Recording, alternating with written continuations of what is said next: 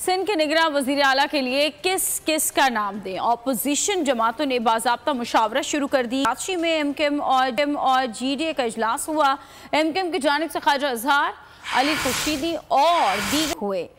इजलास में टेक्नोक्रेट्स और ब्यूरोक्रेट्स के नामों पर गौर किया गया। ऑपोजिशन जमातें नाम फाइनल के हुकूमत को भिजवाएंगी।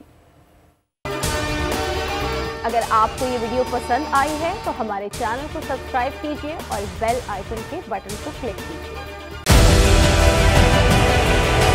डिजिटल लोन स्कैम, आवाम को कर्जों के जाल में फंसाकर लूटने वाले भेड़िए बेनकाब। बोल की काविशें बाराबर साबित हो गई। ऑनलाइन कर्ज माफिया के गिर्द घेरा तंग हो गया है।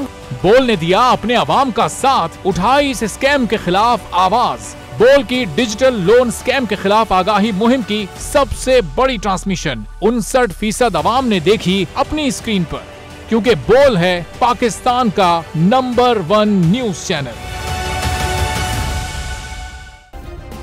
सब्सक्राइब करें और बेल दबाएं ताकि कोई खबर रह न जाए।